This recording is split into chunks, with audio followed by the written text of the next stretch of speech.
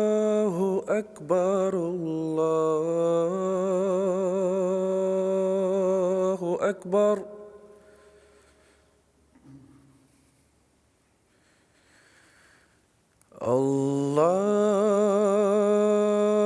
الله أكبر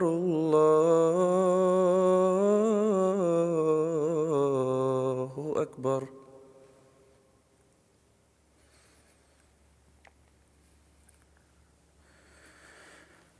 أشهد أن لا إله إلا الله.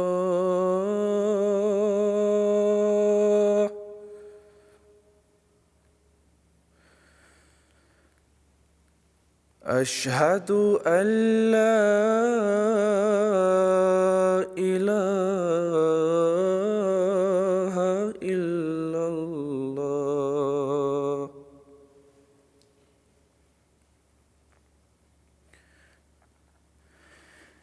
أشهد أن محمدًا رسول الله.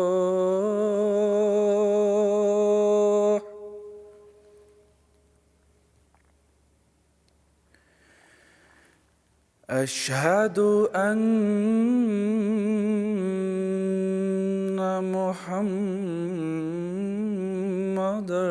رسول الله.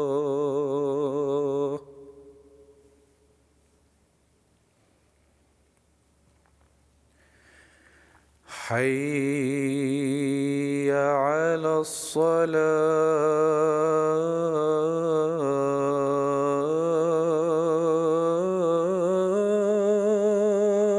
الصلاة. حي على الصلاة.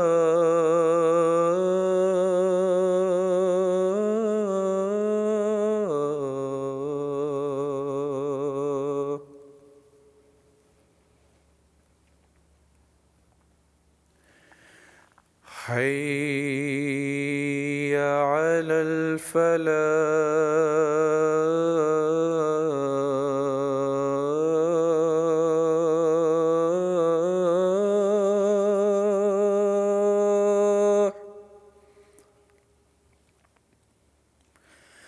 حي على الفلاح.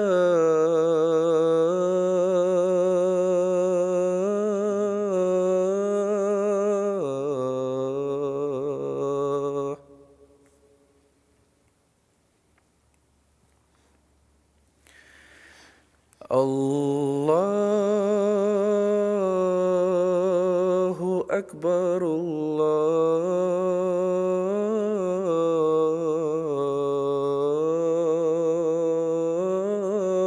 الله أكبر.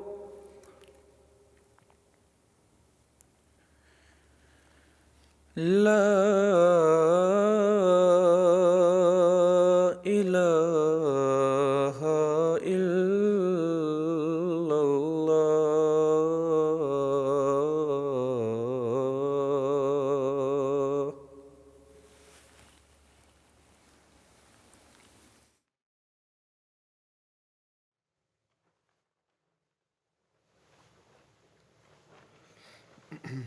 السلام علیکم ورحمۃ اللہ.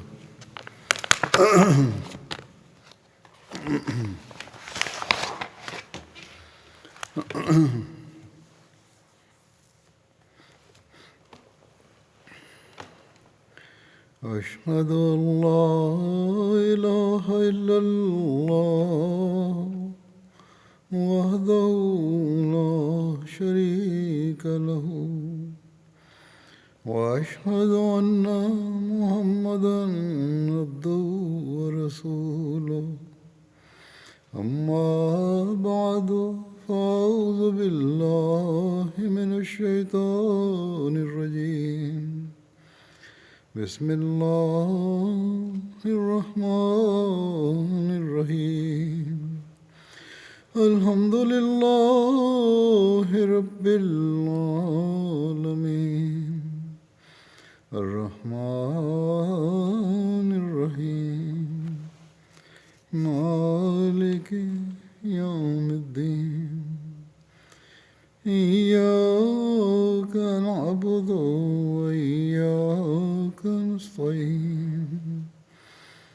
اهدنا الصراط المستقيم صراط الذين أنعمت عليهم غير المغضوب عليهم ولا الضالين.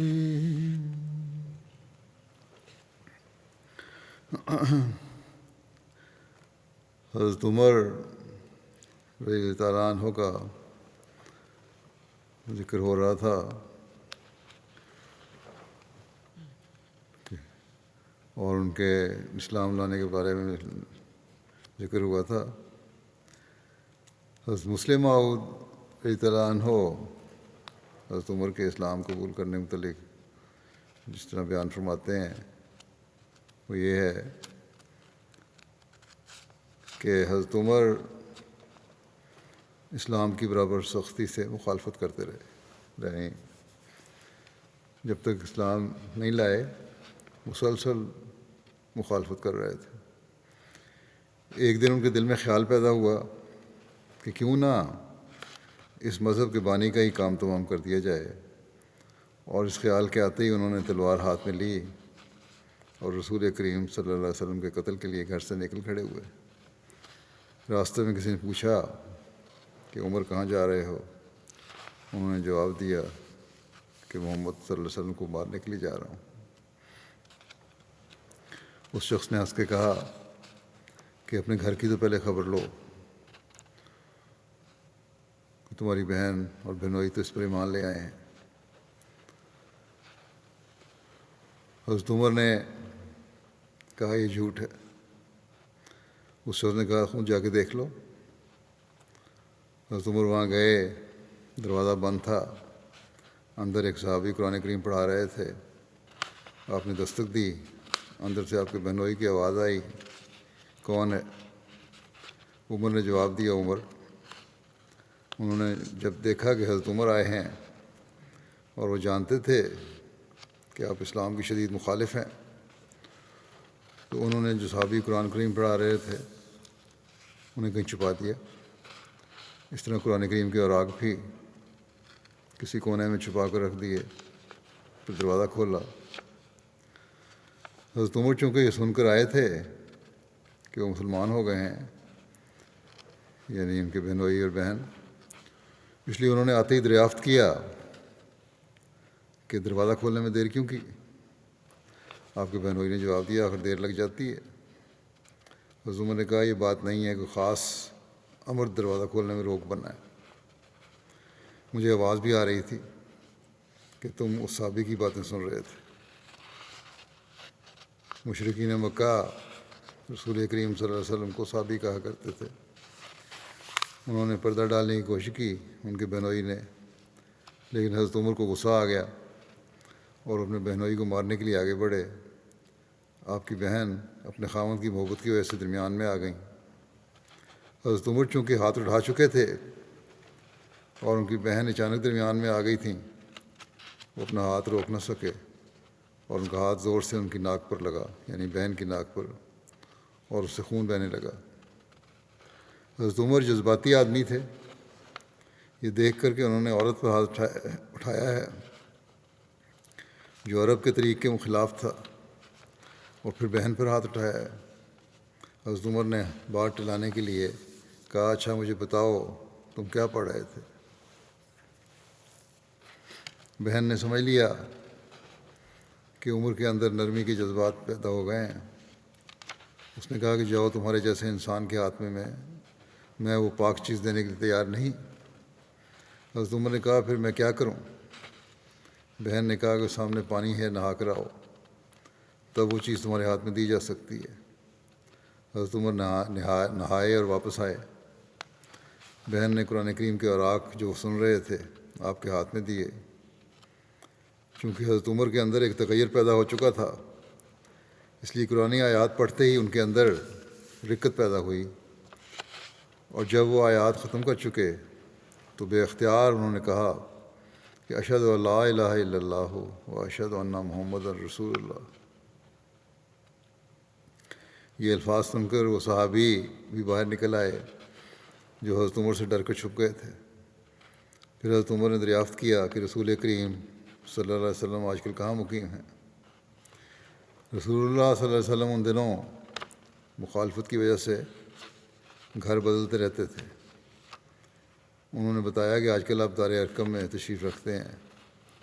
حضرت عمر فوراً اسی حالت میں جبکہ ننگی تلوار انہوں نے لٹکائی ہوئی تھی اس گھر کی طرف چل پڑے۔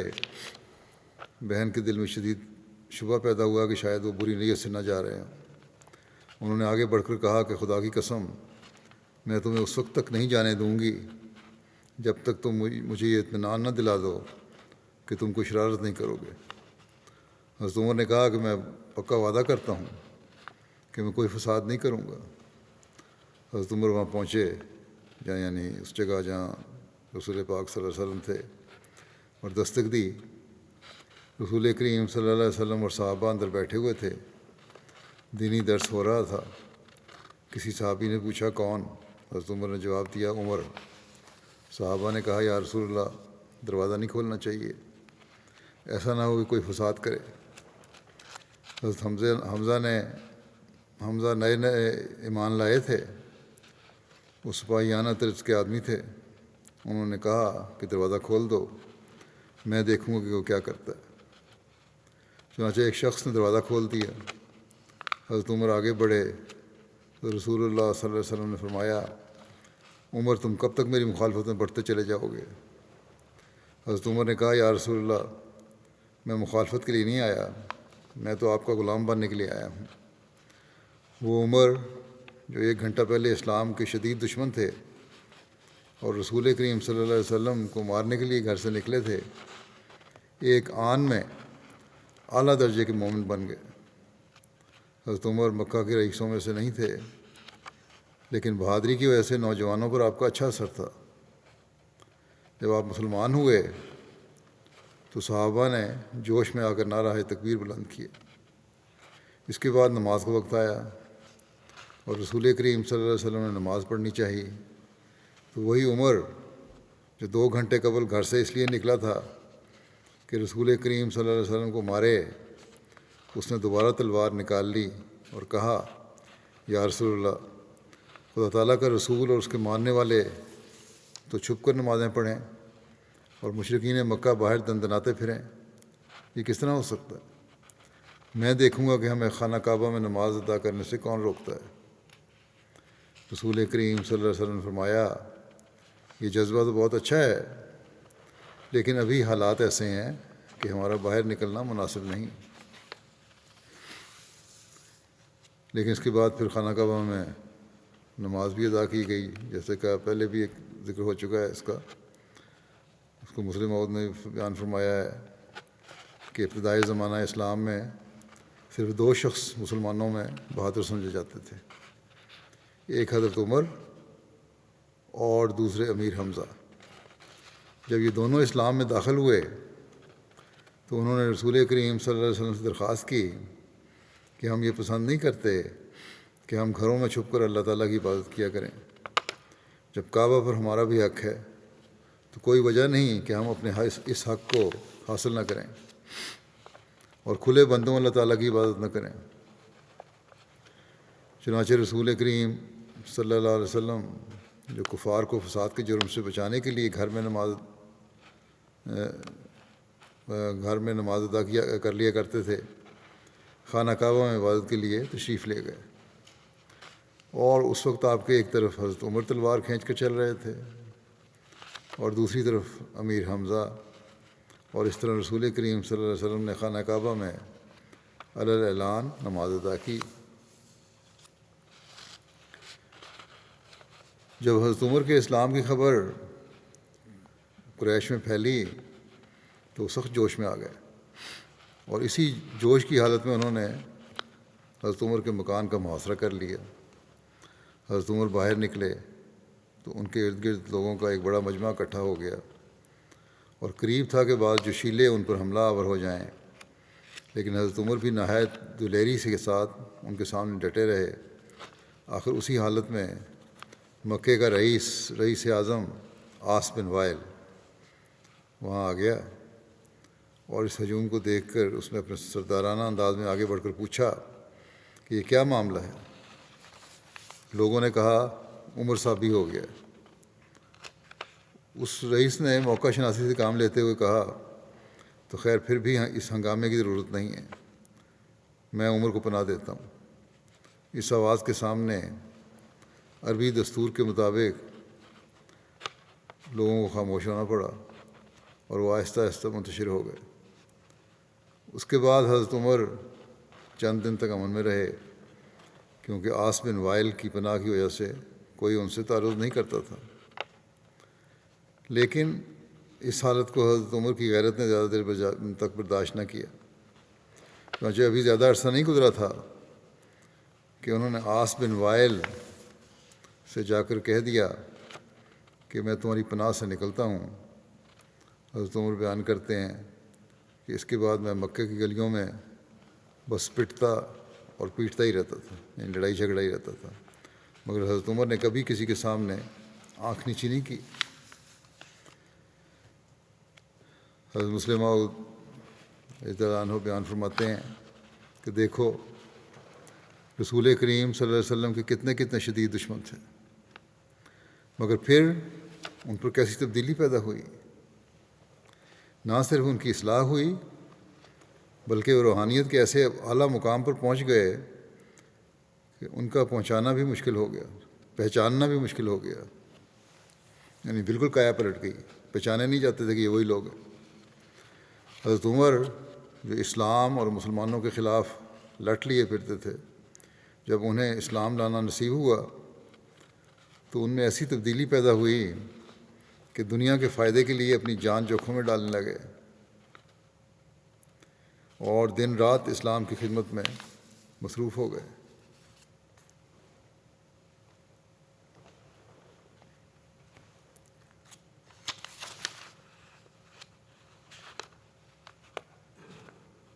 دین کے فائدہ کے لیے ہونا چاہیے، جان جوکھوں میں ڈالنے لگے۔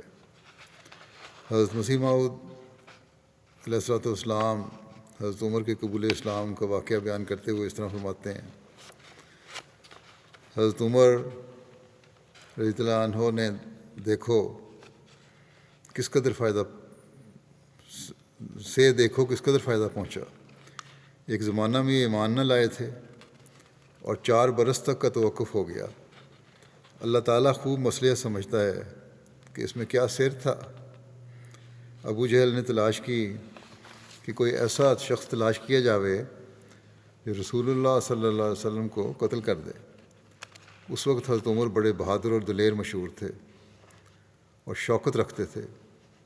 انہوں نے آپس میں مشورہ کر کے رسول اللہ صلی اللہ علیہ وسلم کے قتل کا بیڑا اٹھایا اور معاہدے پر حضرت عمر اور ابو جہل کے دستخط ہو گئے اور قرار پایا کہ اگر عمر قتل کراویں تو اس قدر روپیہ دیا جاوے۔ فرماتے ہیں دیکھو اللہ تعالیٰ کی قدرت ہے کہ وہ عمر رضی اللہ عنہ جو ایک وقت رسول اللہ صلی اللہ علیہ وسلم کو شہید کرنے کے لیے جاتے ہیں، دوسرے وقت وہی عمر اسلام میں ہو کر خود شہید ہوتے ہیں۔ وہ کیا عجیب زمانہ تھا۔ غرض اس وقت یہ معاہدہ ہوا کہ میں قتل کرتا ہوں۔ اس تحریر کے بعد آپ کی تلاش اور تجسس میں لگے راتوں کو پھرتے تھے، یعنی آپ صلی اللہ علیہ وسلم کی تلاش میں حضرت عمر تجسس میں لگے رہتے تھے، راتوں کو پھرتے تھے کہ کہیں تنہا مل جاویں تو قتل کر دوں آپ صلی اللہ علیہ وسلم کو۔ لوگوں سے دریافت کیا کہ آپ صلی اللہ علیہ وسلم تنہا کہاں ہوتے ہیں۔ لوگوں نے کہا کہ نصف رات گزرنے کے بعد خانہ کعبہ میں جا کر نماز پڑھا کرتے ہیں۔ حضرت عمر یہ سن کر بہت خوش ہوئے، چنانچہ خانہ کعبہ میں آ کر چھپ رہے۔ جب تھوڑی دیر گزری تو جنگل سے لا الہ الا اللہ کی آواز آتی ہوئی معلوم ہوئی، اور وہ آن حضرت صلی اللہ علیہ وسلم ہی کی آواز تھی۔ اس آواز کو سن کر اور یہ معلوم کر کے کہ وہ ادھر ہی کو آ رہی ہے، حضرت عمر اور بھی احتیاط کر کے چھپے اور یہ ارادہ کر لیا کہ جب سجدے میں جائیں گے تو تلوار مار کر سر مبارک تن سے جدا کر دوں گا۔ آپ صلی اللہ علیہ وسلم نے آتے ہی نماز شروع کر دی۔ پھر اس سے آگے کے واقعات خود حضرت عمر بیان کرتے ہیں۔ حضرت مسلم موعود فرماتے ہیں کہ اس سے آگے کے واقعات حضرت عمر خود بیان کرتے ہیں کہ رسول اللہ صلی اللہ علیہ وسلم نے سجدے میں اس قدر رو رو کر دعائیں کیں کہ مجھ پر لرزہ پڑنے لگا، یہاں تک کہ حضرت صلی اللہ علیہ وسلم نے یہ بھی کہا کہ سجدہ لکا روحی و جنانی، یعنی اے میرے مولا، میری روح اور میرے دل نے بھی تجھے سجدہ کیا۔ حضرت عمر رضی اللہ عنہ کہتے ہیں کہ ان دعاؤں کو سن سن کر جگر پاش پاش ہوتا تھا۔ آخر میرے ہاتھ سے ہیبت حق کی وجہ سے تلوار گر پڑی۔ میں نے حضرت صلی اللہ علیہ وسلم کی رسالت سے سمجھ لیا کہ یہ سچا ہے اور ضرور کامیاب ہو جائے گا، مگر نفس ہمارا برا ہوتا ہے، بار بار ابھارتا ہے۔ جب آپ نماز پڑھ کر نکلے میں پیچھے پیچھے ہو لیا۔ پاؤں کی آہٹ جو آپ صلی اللہ علیہ وسلم کو معلوم ہوئی، رات اندھیری تھی۔ حضرت صلی اللہ علیہ وسلم نے پوچھا کون ہے؟ میں نے کہا عمر۔ آپ نے فرمایا اے عمر، نہ تو رات کو پیچھا چھوڑتا ہے اور نہ دن کو۔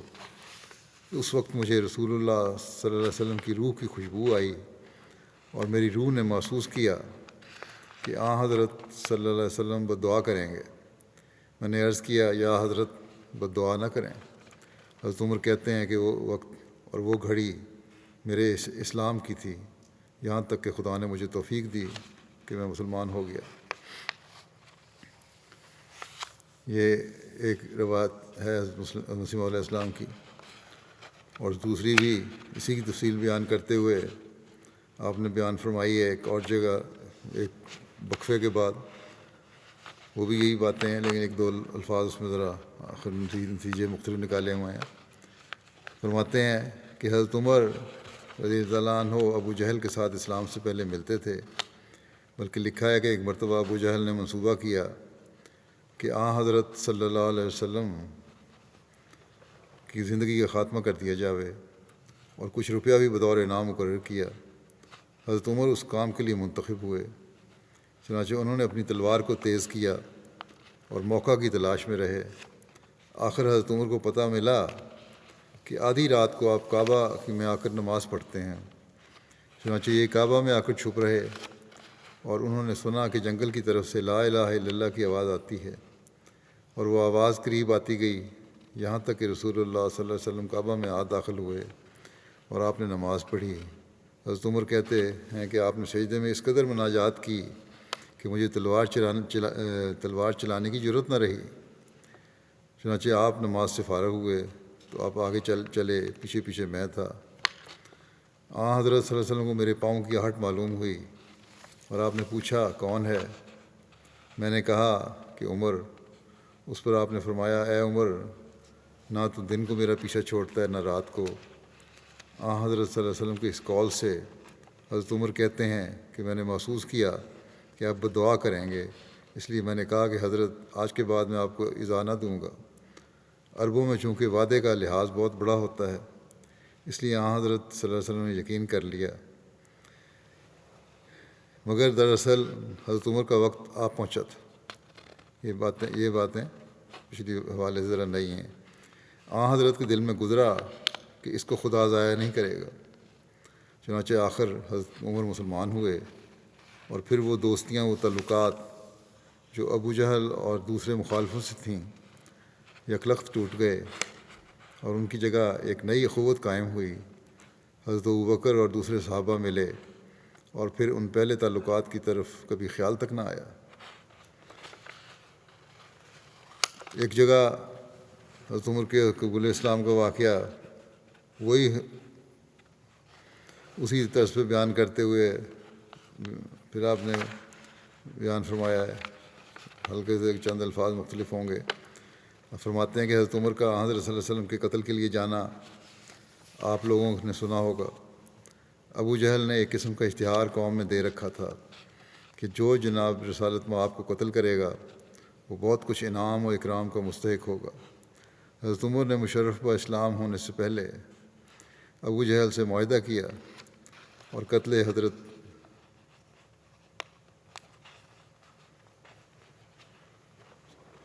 قتل حضرت کے لیے آمادہ ہو گیا۔ اس کو کسی عمدہ وقت کی تلاش تھی۔ دریافت پر اسے معلوم ہوا کہ حضرت نصف شب کے وقت خانہ کعبہ میں بغرض نماز آتے ہیں۔ یہ وقت عمدہ سمجھ کر حضرت عمر سر شام خانہ کعبہ میں جا چھپے۔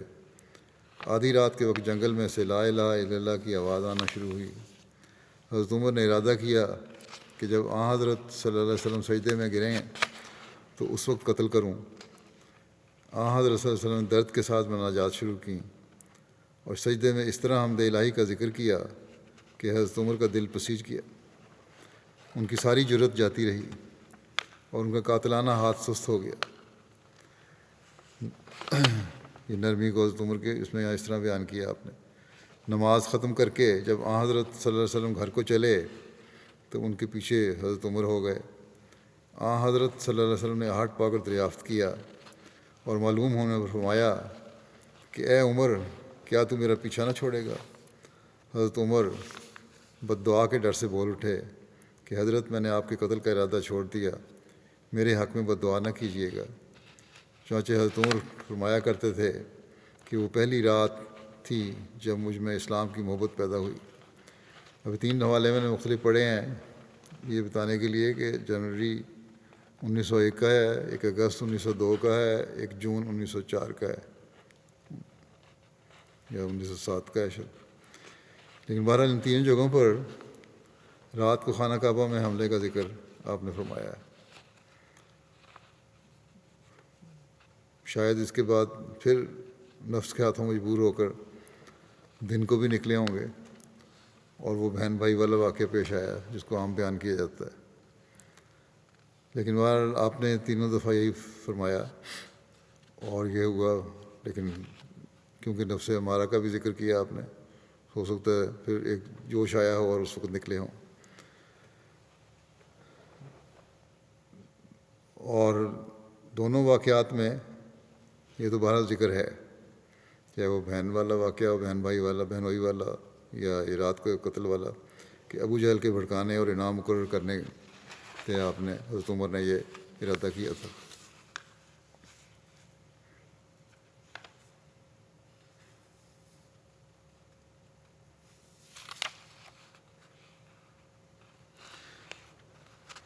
حضرت مسیح علیہ السلام فرماتے ہیں کہ ابو جہل کو فرعون کہا گیا ہے، مگر میرے نزدیک وہ تو فرعون سے بڑھ کر ہے۔ فرعون نے تو آخر کہا تھا آمنتو انہ لا الہ الا الذی آمنت بہ بنو اسرائیل، مگر یہ آخر تک ایمان نہ لایا۔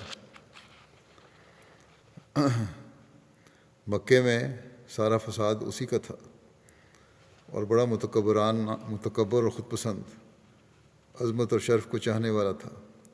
اس کا اصل نام بھی عمر تھا اور یہ دونوں عمر مکے میں تھے۔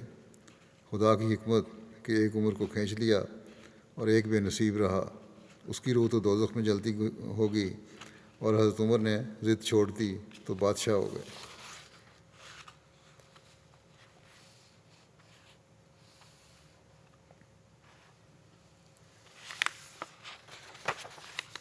حضرت ابن عمر بیان کرتے ہیں کہ جب حضرت عمر بن خطاب نے اسلام قبول کیا تو رسول اللہ صلی اللہ علیہ وسلم نے یہ دعا کرتے ہوئے آپ کے سینے پر 3 دفعہ ہاتھ مارا، اللہم اخرج ما فی صدرہ من غل و ابدلہ ایمانا،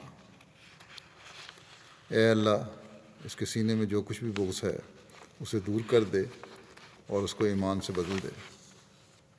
آپ نے یہ دعا 3 دفعہ فرمائی۔ جیسا کہ ہم حضرت عمر کے اسلام لانے سے پہلے کی زندگی میں دیکھا ہے کہ حضرت عمر اسلام لانے سے پہلے مسلمانوں کے سخت خلاف تھے، لیکن جب آپ اسلام لائے تو آپ کا اسلام قبول کرنا مسلمانوں کے لیے فتح اور تنگی سے نجات کا ذریعہ ثابت ہوا۔ حضرت عبداللہ بن مسعود بیان کرتے ہیں کہ ہم نے اس وقت تک کھل کر اللہ کی عبادت نہیں کی جب تک کہ حضرت عمر ایمان نہ لے آئے۔ عبد الرحمن بن حارث بیان کرتے ہیں کہ حضرت عمر نے فرمایا کہ جس رات میں نے اسلام اختیار کیا تو میں نے سوچا کہ اہل مکہ میں سے رسول کریم صلی اللہ علیہ وسلم کی عداوت میں سب سے زیادہ کون بڑا ہوا ہے کہ میں اس کے پاس جاؤں اور اس کو بتاؤں کہ میں نے اسلام قبول کر لیا ہے۔ حضرت عمر کہتے ہیں کہ میں نے سوچا وہ ابو جہل ہی ہے۔ پھر حضرت عمر نے کہا کہ جب صبح ہوئی تو میں اس کے پاس گیا اور اس کا دروازہ کھٹکھٹایا۔ آپ کہتے ہیں کہ ابو جہل میرے پاس آیا اور کہا اے میرے بھانجے خوش آمدید۔ حضرت عمر کو اس نے کہا کہ میرے بھانجے خوش آمدید، تم کس لیے آئے ہو؟ حضرت عمر کہتے ہیں کہ میں نے کہا کہ میں تمہیں بتانے آیا ہوں کہ میں اللہ پر اس کے رسول پر صلی اللہ علیہ وسلم پر ایمان لے آیا ہوں اور میں نے اس کی تصدیق کی ہے جو وہ لایا ہے۔ حضرت عمر کہتے ہیں کہ اس نے دروازہ مجھ پر بند کر دیا اور کہا کہ اللہ تجھ کو اور اس چیز کو جو تو لایا ہے برباد کرے۔ یہ ابو جہل کے الفاظ تھے۔ حضرت ابن عمر بیان کرتے ہیں کہ جب میرے والد حضرت عمر نے اسلام قبول کیا تو انہوں نے لوگوں سے پوچھا کہ قریش میں سب سے زیادہ باتیں پھیلانے کی عادت کس شخص کو ہے؟ انہوں نے بتایا کہ جمیل بن معمر جمحی۔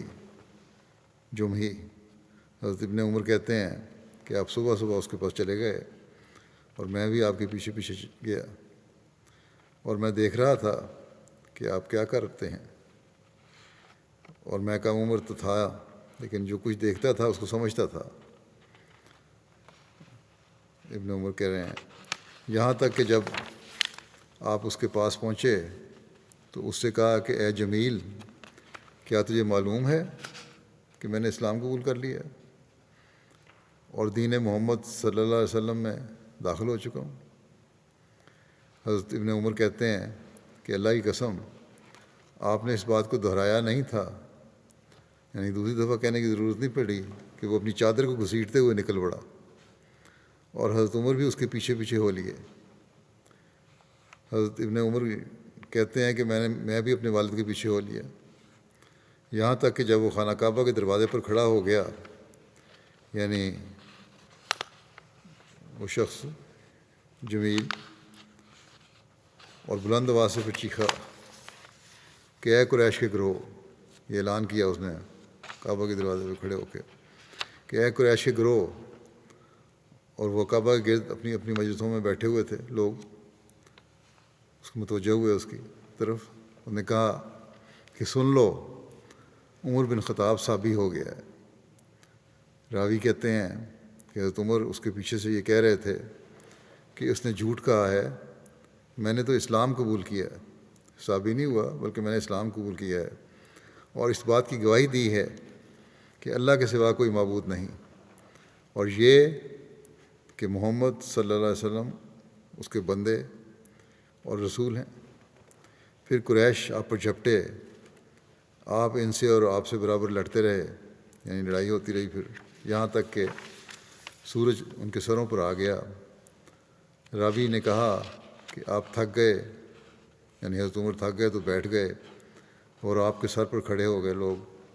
آپ کہہ رہے تھے تم جو چاہو کرو، میں اللہ کی قسم کھاتا ہوں کہ اگر ہم 300 مرد ہو گئے تو ہم اسے یعنی مکے کو تمہارے لیے چھوڑ دیں گے یا تم اسے ہمارے لیے چھوڑ دو گے، یعنی پھر ہم آزادی سے ہر چیز کریں گے۔ راوی نے کہا کہ وہ لوگ اسی حالت میں تھے کہ قریش میں سے ایک بوڑھا شخص آیا جو یمنی کپڑے کا نیا لباس اور نقش و نگار والی قمیص پہنے ہوئے تھا، یہاں تک کہ وہ ان کے پاس آ کر کھڑا ہو گیا اور کہا کہ تمہارا کیا معاملہ ہے؟ انہوں نے کہا کہ عمر صحابی ہو گیا ہے۔ اس نے کہا کہ پھر کیا ہوا؟ ایک شخص نے اپنے لیے ایک بات اختیار کر لی ہے، پھر تم کیا چاہتے ہو؟ کیا تم سمجھتے ہو کہ بنو عدی بن کعب اپنے آدمی کو اس طرح تمہارے حوالے کر دیں گے؟ اس شخص کو چھوڑ دو۔ راوی کہتے ہیں کہ اللہ کی قسم پھر وہ لوگ آپ سے یک دفعہ الگ ہو گئے۔ حضرت عمر کہتے ہیں کہ میں نے اپنے والد سے ابن عمر، حضرت عمر کے بیٹے کہتے ہیں کہ میں نے اپنے والد سے یعنی حضرت عمر سے پوچھا، جب کہ انہوں نے مدینہ کی طرف ہجرت کر لی تھی، بہت عرصے بعد مدینہ ہجرت کرنے کے بعد پوچھا ان سے کہ اے میرے باپ، وہ شخص کون تھا جس نے مکے میں آپ کے اسلام قبول کرنے کے دن لوگوں کو جھڑک کر آپ سے دور کر دیا تھا جب کہ وہ آپ سے لڑ رہے تھے، فرمایا اے میرے پیارے بیٹے، وہ عاص بن وائل سہمی تھا۔ بخاری میں بھی ایک روایت یہ بیان ہوئی ہے، حضرت ابن عمر بیان کرتے ہیں کہ ایک بار حضرت عمر اپنے گھر میں خوفزدہ بیٹھے تھے کہ اتنے میں ابو عمر عاص بن وائل سہمی آیا، اور وہ ایک نقش دار چادر اور ایک ریشمی حاشیے دار قمیض پہنے ہوئے تھا، اور وہ بنو سہم قبیلہ میں سے تھا جو زمانہ جاہلیت میں ہمارا حلیف تھا۔ عاص نے حضرت عمر سے کہا تمہارا یہ کیا حال ہے؟ حضرت عمر نے کہا تمہاری قوم یہ خیال کرتی ہے کہ میں مسلمان ہو گیا تو مجھے مار ڈالیں گے۔ انہوں نے کہا کہ تم تک کوئی نہیں پہنچ سکے گا۔ میں مطمئن ہو گیا۔ جب عاص نے یہ بات کہی، عاص چلا گیا اور لوگوں سے ملا۔ یہ حالت تھی کہ وادی مکہ ان لوگوں سے بھری ہوئی تھی۔ عاص نے پوچھا کہاں کا قصد ہے؟ انہوں نے کہا کہ ہم اس خطاب کے بیٹے کی طرف جا رہے ہیں جو بے دین ہو گیا ہے۔ انہوں نے کہا اس کے پاس نہیں جانا۔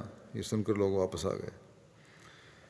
یہ جو حضرت عمر کے خوفزدہ ہونے والی بات روایت میں آتی ہے وہ صحیح نہیں لگتی۔ یہ تو حضرت عمر کی طبیعت کے خلاف بات ہے۔ ہو سکتا ہے کہ پریشانی کے آثار ہوں جسے راوی نے خوف سمجھا ہو، یا کوئی ویسے، جیسا کہ پہلے بھی ایک روایت میں آ چکا ہے کہ کچھ عرصے بعد حضرت عمر نے یہ پناہ واپس بھی کر دی تھی، اور اس کا ذکر بھی آگے بھی ملے گا۔ حضرت عمر کے اسلام قبول کرنے کی روایات کی تشریح میں عاص بن وائل سہمی کا ذکر کرتے ہوئے حضرت زین العابدین ولی اللہ شاہ صاحب لکھتے ہیں کہ حضرت عمر کے اسلام قبول کرنے سے پہلے چند لوگ جو ایمان لائے تھے ان پر سختی کیے جانے کا بھی ذکر ہے، اور بتایا گیا کہ حضرت عمر بھی مسلمان ہونے پر سختی کا نشانہ بنتے اگر عاص بن وائل سہمی انہیں اپنی پناہ میں لینے کا اعلان نہ کرتا۔ عاص بن وائل قریش کے معزز ترین اشخاص میں سے تھا اور بنو سہم قبیلہ میں سے تھا۔ اس کا نسب نامہ یہ ہے عاص بن وائل بن ہاشم بن سعید بن سام۔ ہجرت سے قبل بحالت کفر ہی فوت ہو گیا تھا۔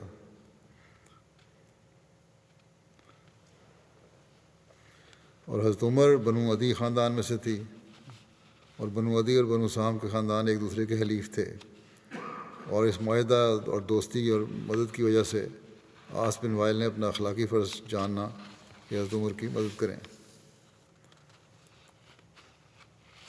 جیسا کہ میں نے پہلے بتایا کہ حضرت عمر نے عاص بن وائل کی پناہ کو رد کر دیا تھا ایک وقت میں۔ چنانچہ اس بارے میں حضرت عمر خود ہی بیان کرتے ہیں کہ میں نہیں چاہتا تھا کہ کسی مسلمان کو مار پڑتے ہوئے دیکھتا رہوں اور مجھے نہ مارا جائے۔ آپ کہتے ہیں کہ میں نے سوچا کہ یہ تو کوئی بات نہیں، یہاں تک کہ مجھے بھی وہی تکلیف پہنچے جو دوسرے مسلمانوں کو پہنچ رہی ہے۔ آپ کہتے ہیں میں اس وقت تک رکا رہا یہاں تک کہ وہ لوگ کعبہ میں اکٹھے ہوئے۔ میں اپنے ماموں عاص بن وائل کے پاس گیا۔ میں نے کہا میری بات سنیں۔ اس نے کہا میں کیا بات سنوں؟ آپ کہتے ہیں میں نے کہا کہ آپ کی پناہ آپ کو واپس لوٹاتا ہوں۔ حضرت عمر کہتے ہیں کہ اس نے کہا کہ اے میرے بھانجے ایسا نہ کر۔ میں نے کہا بس ایسے ہی ہے۔ اس نے کہا جیسے تمہاری مرضی۔ حضرت عمر کہتے ہیں تو میں پناہ واپس لوٹا دی۔ اس کے بعد تو میں بس مار کھاتا اور مارتا ہی رہا یہاں تک کہ اللہ تعالیٰ نے اسلام کو عزت عطا کی۔ محمد بن عبید بیان کرتے ہیں کہ مجھے یاد ہے ہم بیت اللہ میں نماز ادا نہیں کر سکتے تھے یہاں تک کہ حضرت عمر نے اسلام قبول کر لیا۔ جب حضرت عمر اسلام لے آئے تو آپ نے ان کفار سے لڑائی کی یہاں تک کہ انہوں نے ہمیں چھوڑ دیا اور ہم نماز ادا کرنے لگے۔ حضرت عبداللہ بن مسعود کہتے ہیں کہ جب سے حضرت عمر مسلمان ہوئے ہم عزت سے ہی رہے۔ جو بعد کی سختیاں تھیں، سختیاں تو وہ بھی جاری رہی ہیں، لیکن پہلی سختیوں کے مقابلے میں یہ لوگ ان سختیوں کو سختیاں نہیں سمجھتے تھے، حالانکہ تاریخ بتاتی ہے کہ حضرت عمر کو بھی سختیاں جھیلنی پڑیں۔ حضرت عبداللہ بن ہشام بیان کرتے ہیں کہ ہم نبی کریم صلی اللہ علیہ وسلم کے ساتھ تھے. آپ حضرت عمر بن خطاب کا ہاتھ تھامے ہوئے تھے. حضرت عمر نے آپ سے عرض کیا، حضرت عمر نے آپ صلی اللہ علیہ وسلم سے عرض کیا کہ یا رسول اللہ، آپ مجھے ہر چیز سے زیادہ محبوب ہیں سوائے میرے نفس کے. نبی کریم صلی اللہ علیہ وسلم نے آپ سے فرمایا، نہیں، اس کی قسم جس کے قبضے میں میری جان ہے، تمہارا ایمان اس وقت تک مکمل نہیں ہو سکتا جب تک میں تمہارے نفس سے زیادہ تمہیں محبوب نہ ہو جاؤں. یہ بڑی ضروری چیز ہے. حضرت عمر نے آپ سے عرض کیا، اللہ کی قسم، اب آپ مجھے میرے نفس سے بھی زیادہ محبوب ہیں. نبی کریم صلی اللہ علیہ وسلم نے فرمایا، ہاں اب ہے عمر، یعنی اب ٹھیک ہے. یہ ہے ایمان کی حالت. حضرت عبداللہ بن عباس بیان کرتے ہیں حضرت عمر کی مدینہ کی طرف ہجرت کا ذکر کرتے ہوئے کہ مجھے علی بن ابو طالب نے بتایا کہ میں مہاجرین میں سے کسی کو نہیں جانتا جس نے چھپ کر ہجرت نہ کی ہو سوائے حضرت عمر بن خطاب کے. جب آپ نے ہجرت کا ارادہ کیا تو آپ نے تلوار لٹکائی، کندھے پر اپنی کمان رکھی، تیر ہاتھ میں لیے اور نیزہ پکڑے ہوئے کعبہ کی طرف گئے. سرداران قریش اس کے صحن میں تھے. آپ نے وقار کے ساتھ کعبہ کے ساتھ چکر لگائے. پھر آپ مقام ابراہیم پر آئے اور اطمینان سے نماز ادا کی. پھر آپ ہر گروہ کے پاس ایک ایک کر کے کھڑے ہوئے اور ان سے کہا، چہرے بگڑ جائیں، اللہ ناکوں کو خاک آلودہ کر دے. جو چاہتا ہے کہ اس کی ماں اسے کھوئے، اس کی اولاد یتیم ہو اور اس کی بیوی بیوہ ہو، تو اس وادی کے پار مجھے مل لے. حضرت علی کہتے ہیں کہ حضرت عمر کا سوائے چند کمزور مسلمانوں کے کسی نے پیچھا نہ کیا اور آپ نے انہیں معلومات فراہم کیں اور ان کی رہنمائی کی. پھر آپ اپنے راستے پر چل پڑے.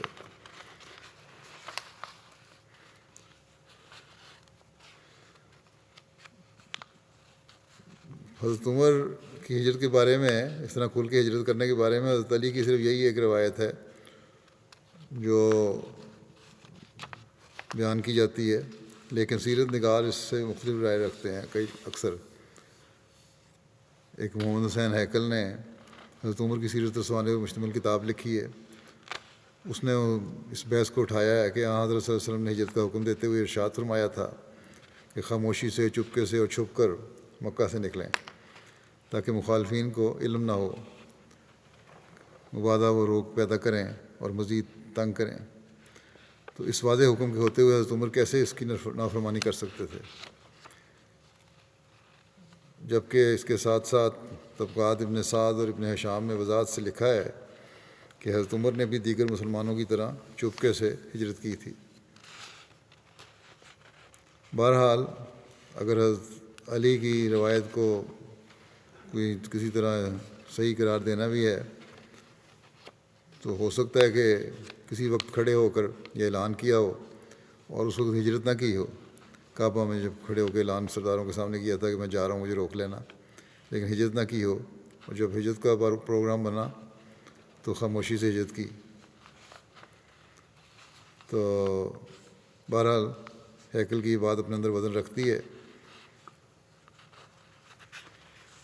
اور جیسا کہ میں نے کہا، بتایا کہ طبقات ابن سعد اور ابن ہشام بھی ایسا ہی لکھتے ہیں. لگتا یہی ہے کہ حضرت عمر نے بھی دیگر مسلمانوں کی طرح حضرت صلی اللہ علیہ وسلم کے ارشاد کے مطابق خاموشی سے ہجرت کی ہوگی، کیونکہ مکے میں جیسے حالات تھے ان کے پیش نظر کھلم کھلا ایسا کرنا ممکن نہیں تھا. بلکہ ہم دیکھتے ہیں کہ فتح مکہ تک جس نے بھی ہجرت کی اس نے خاموشی سے ہجرت کرنے میں ہی عافیت جانی. بہرحال اگر اس کو صحیح بھی مانا جائے حضرت علی کی روایت کو تو ہو سکتا ہے کہ انفرادی فعل ہو، لیکن بظاہر شواہد یہی ہے کہ لگتا ہے کہ یہ صحیح نہیں ہے. حضرت براء بن عازب بیان کرتے ہیں کہ سب سے پہلے جو مہاجرین میں سے ہمارے پاس آئے وہ حضرت مصعب بن عمیر تھے جو بنو عبد الدار میں سے تھے. پھر حضرت ابن مکتوم آئے جو نابینا تھے اور بنو فہر میں سے تھے. پھر حضرت عمر بن خطاب 20 لوگوں کے ساتھ سوار ہو کر آئے. ہم نے رسول اللہ صلی اللہ علیہ وسلم سے پوچھا تو انہوں نے کہا کہ آپ میرے پیچھے ہی ہیں، یعنی کچھ عرصے بعد آ جائیں گے. پھر کچھ عرصے بعد رسول اللہ صلی اللہ علیہ وسلم تشریف لائے اور ابو بکر آپ کے ساتھ تھے۔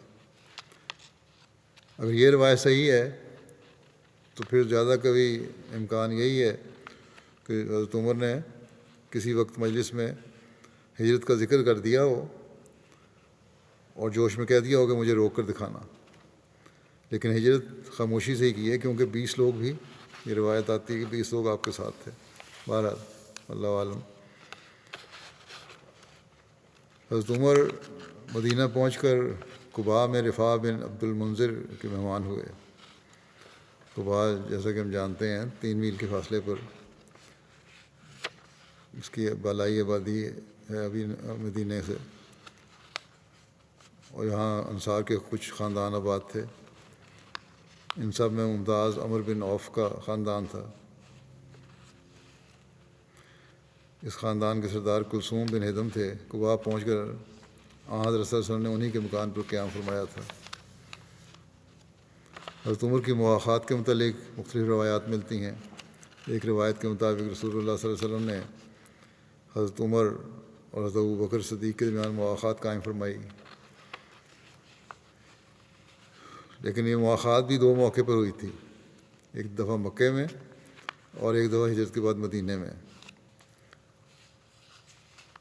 مکے میں جو مواخات قائم فرمائی تھی اس وقت آن صلی اللہ علیہ وسلم نے اپنے ساتھ حضرت علی کو رکھا تھا اور حضرت ابو بکر کی حضرت عمر کے ساتھ مواخات قائم فرمائی تھی۔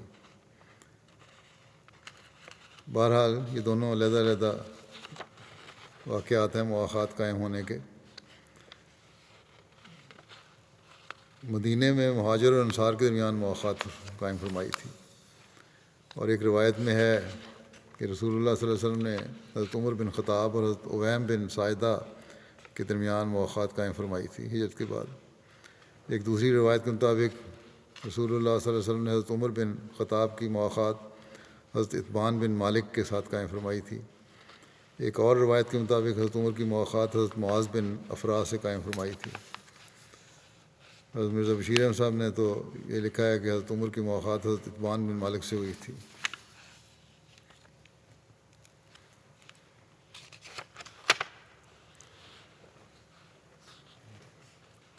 اذان کی ابتدا کے بارے میں ایک روایت یوں ملتی ہے کہ محمد بن عبداللہ بن زید اپنے والد سے روایت کرتے ہیں کہ ہم صبح کے وقت رسول اللہ صلی اللہ علیہ وسلم کے پاس آئے اور میں نے آپ کو خواب سنائی ہے۔ عبداللہ کے زمانے میں ذکر بھی ہو چکا ہے، تو یہاں بھی حضرت عمر کا کیونکہ ذکر ہے اس لیے کچھ تھوڑا سا حصہ کر دیتا ہوں، یا دوسری روایات میں سے دیکھ کر دیتا ہوں۔ تو آپ صلی اللہ علیہ وسلم نے فرمایا یقیناً یہ رویا سچی ہے جو خواب بیان کی، تم بلال کے ساتھ جاؤ کیونکہ تمہاری نسبت زیادہ بلند آواز والے اور منادی کرنے والے ہیں، ان کو بتاتے جاؤ جو تمہیں بتایا گیا ہے، بس وہ اس کی منادی کرے۔ وہ یعنی عبداللہ بن زید کہتے ہیں کہ جب حضرت عمر بن خطاب نے نماز کے لیے حضرت بلال کی آواز سنی تو حضرت عمر رسول اللہ صلی اللہ علیہ وسلم کے پاس اپنی چادر گھسیٹتے ہوئے آئے اور وہ یہ کہہ رہے تھے کہ یا رسول اللہ اس کی قسم جس نے آپ کو حق کے ساتھ بھیجا ہے، یقیناً میں نے بھی وہی دیکھا ہے جیسا کہ اس نے اذان میں کہا ہے۔ راوی کہتے ہیں کہ رسول اللہ صلی اللہ علیہ وسلم نے فرمایا بس تمام حمد اللہ ہی کے لیے ہے، یہ بات زیادہ پختہ ہے۔ حضرت مسلم موعود اس کو بیان کرتے ہوئے فرماتے ہیں کہ رسول کریم صلی اللہ علیہ وسلم کے زمانے میں حضرت عبداللہ بن زید ایک صحابی تھے، اللہ تعالیٰ نے ان کو رویا کے ذریعے سے اذان سکھائی اور رسول کریم صلی اللہ علیہ وسلم نے انہی کی رویا پر انحصار کرتے ہوئے مسلمانوں میں اذان کا رواج ڈالا۔ بعد میں قرآنی وحی نے بھی اس کی تصدیق کر دی۔ حضرت عمر فرماتے ہیں کہ مجھے بھی خدا تعالیٰ نے یہی اذان سکھائی تھی، مگر 20 دن تک میں خاموش رہا اس خیال سے کہ ایک اور شخص رسول کریم صلی اللہ علیہ وسلم سے بات بیان کر چکا ہے، کیونکہ پہلے بیان ہو چکی اس لیے میں خاموش رہا، بیان کی ضرورت نہیں۔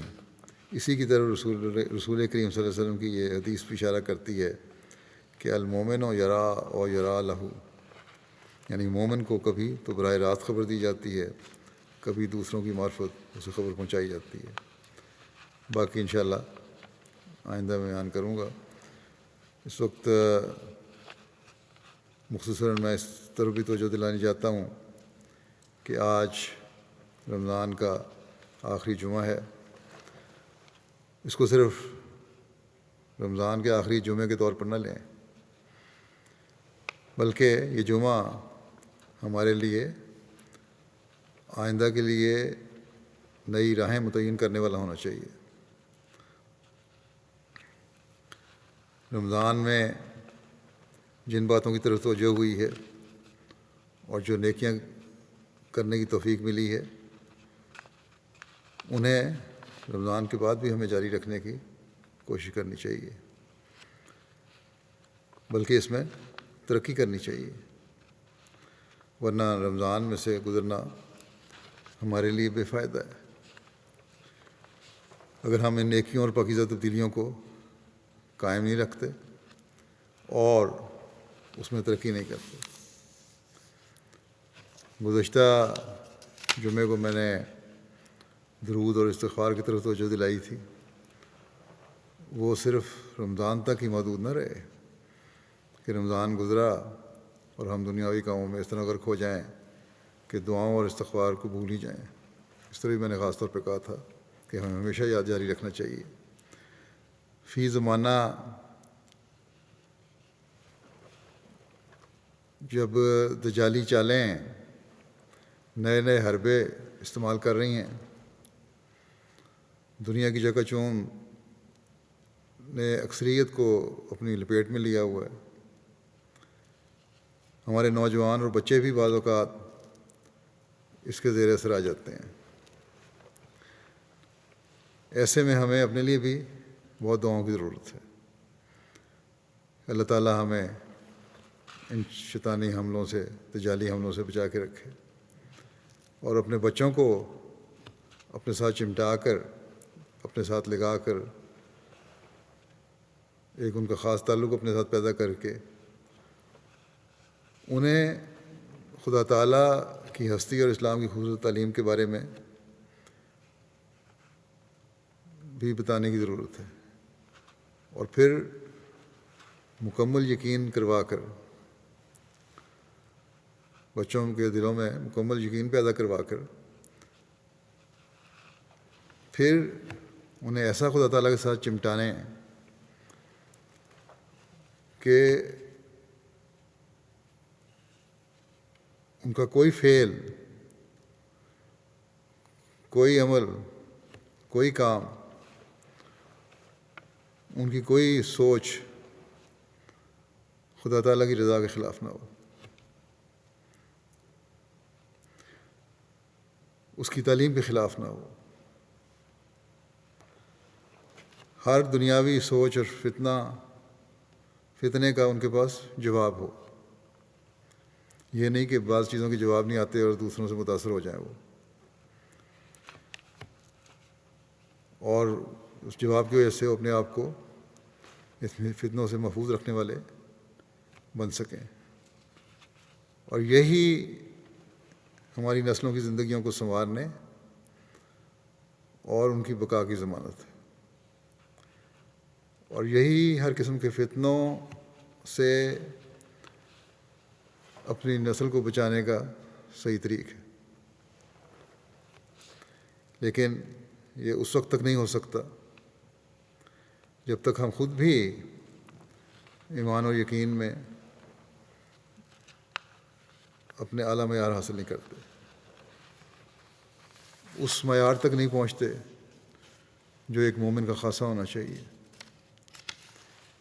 یہ اس وقت ممکن ہوگا جب ہمارا تعلق خدا تعالیٰ سے مضبوط ہوگا، ہماری نمازیں، ہماری عبادتیں معیاری ہوں گی، ہم اپنی اس ذمہ داری کو سمجھنے والے ہوں گے کہ ہم نے کیوں حضرت مسیح علیہ الصلوۃ والسلام کی بیعت کی.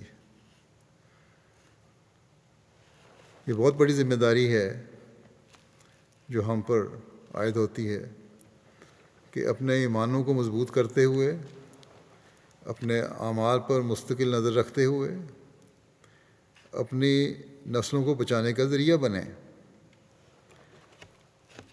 بے حیائی اور لغویات کی انتہا جتنی آج کل ہے شاید ہی پہلے کبھی ہو. ہر گھر میں ٹی وی کے ذریعے سے، انٹرنیٹ کے ذریعے سے یہ چیز پہنچی ہوئی ہے. پہلے تو باہر جا کے خطرہ ہوتا تھا، اب تو گھروں کے اندر خطرہ ہے. چھپ کے بچے بیٹھ کے دیکھ رہے ہیں، پتہ ہی نہیں لگتا کیا کچھ دیکھ رہے ہیں. بس بہت زیادہ احتیاط کی ضرورت ہے. جو بزرگوں کی یا ابتدائی احمدیوں کی یا ان احمدیوں کی اولادیں ہیں جنہوں نے خود بیعت کر کے سلسلے میں شمولیت اختیار کی ہے، زمانے کے امام کو مانا ہے اور اپنے ایمانوں کو بچانے کے لیے ہر قربانی کے لیے تیار رہے اور کرتے رہے، قربانی دی، انہیں ہمیشہ یاد رکھنا چاہیے کہ ہم بھی دین کو دنیا پر مقدم رکھتے ہوئے اپنی حالتوں کی طرف نظر رکھیں گے، تبھی ہم اپنے آپ کو بھی بچا سکتے ہیں اور اپنی نسلوں کو بھی بچا سکتے ہیں.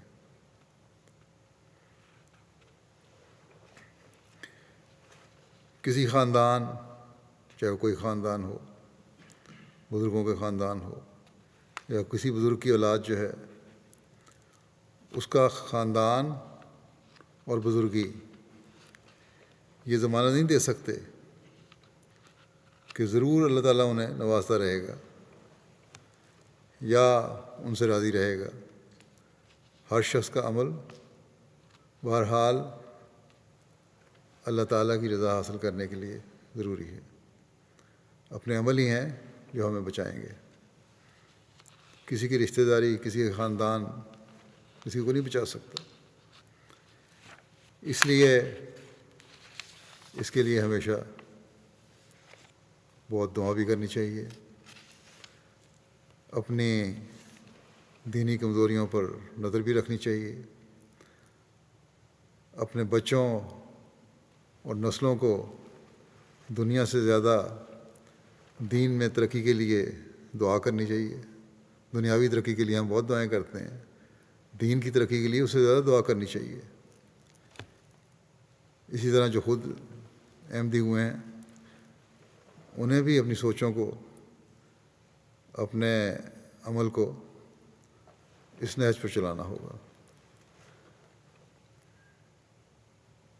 تبھی ہماری بھی بقا ہے اور ہماری نسلوں کی بھی بقا ہے. بس رمضان کے ان بقیہ ایام میں اس کے لیے بہت دعائیں کریں کہ اللہ تعالیٰ ہمارے اور ہماری نسلوں کے دین کو سلامت رکھے، ہماری روحانی ترقی ہو.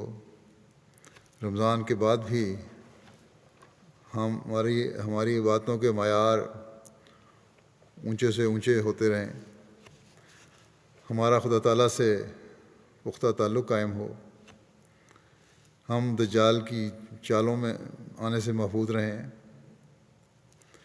صرف دنیاوی آسائشیں ہمارا مقصود نہ ہوں، بلکہ اللہ تعالیٰ ہمیں ان دینی اور دنیاوی نعمات سے نوازے جو ہمیں اللہ تعالیٰ کا شکر گزار بناتے ہوئے ہمیشہ اس کے آگے جھکنے والا بنائے رکھے، ہمیشہ اس کا کامل عابد بنائے رکھیں.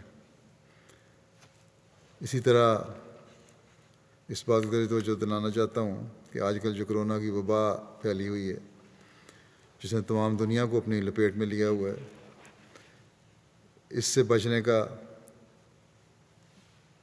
کے لیے اور اللہ تعالیٰ کا رحم حاصل کرنے کے لیے بھی خاص طور پر بہت دعائیں کریں.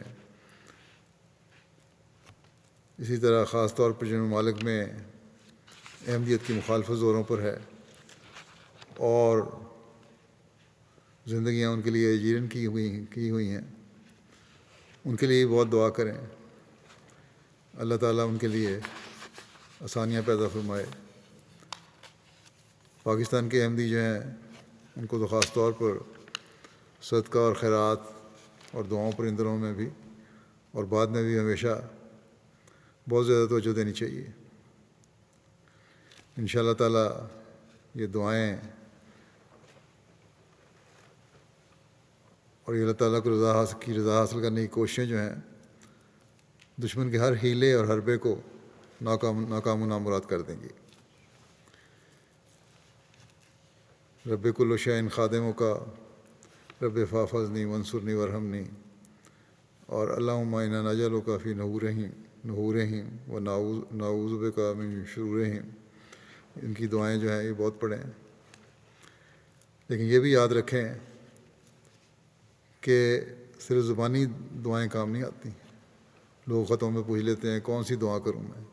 جب تک ہم اپنی نمازوں کو سنوار کے نہیں پڑھیں گے، جب تک ان کے حق نہیں ادا کریں گے، ساری منہ سے صرف دعائیں کرنا کام نہیں آتا۔ نمازوں کا جس طرح اہتمام رمضان میں ہے، یہ بعد میں بھی جاری رہنا چاہیے، تبھی اللہ تعالیٰ کے رحم اور نصرت کو ہم حقیقی رنگ میں جذب کرنے والے بن سکتے ہیں۔ اسی طرح ہر قسم کے فتنے سے بچنے کے لیے بھی بہت دعائیں کریں۔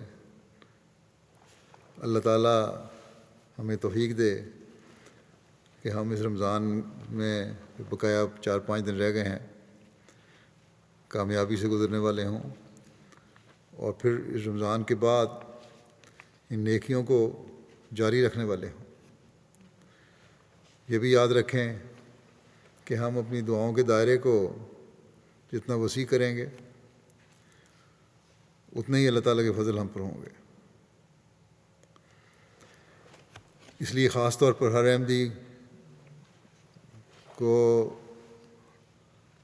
احمدی کی ہر قسم کی مشکلات دور ہونے کے لیے بھی دعائیں کرتے رہنا چاہیے۔ اس سے غیر محسوس طور پر آپس کی محبت اور بھائی چارے اور تعلق کی فضا بھی پیدا ہوگی۔ اللہ تعالیٰ کے فضلوں سے حصہ تو ملے گا ہی، لیکن ایک عملی فائدہ بھی ہوگا کہ زیادہ پیار و محبت پیدا ہوگا۔ عمومی طور پر مسلم امہ کے لیے بھی دعا کریں، جس طرف یہ چل پڑی ہے اور جو زمانے کے امام کا انکار کر کے اپنی دنیا و وقت خراب کر رہی ہے، اس سے اللہ تعالیٰ ان کو محفوظ رکھے۔ انسانیت کے لیے مجموعی طور پر دعا کریں، اللہ تعالیٰ انہیں بھی صحیح راستے پہ چلائے اور اللہ تعالیٰ کی ناراضگی سے بچنے کی توفیق دے۔ بہرحال ہمارا کام ہے دعائیں کرنا اور دعائیں کرتے چلے جانا، رمضان میں بھی اور رمضان کے بعد بھی۔ سب کو اللہ تعالیٰ اس کی توفیق عطا فرمائے۔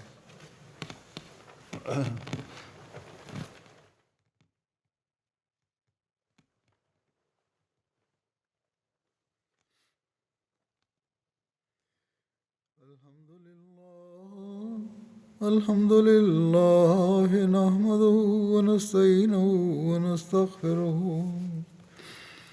ونؤمن به ونتوكل عليه ونعوذ بالله من شرور أنفسنا ومن سيئات أعمالنا، من يهده الله فلا مضل له ومن يضلل فلا هادي له، ونشهد أن لا إله إلا الله ونشهد أن محمدا عبده ورسوله۔ عباد الله رحمكم الله، إن الله يأمر بالعدل والإحسان وإيتاء ذي القربى وينهى عن الفحشاء والمنكر والبغي يعظكم لعلكم تذكرون۔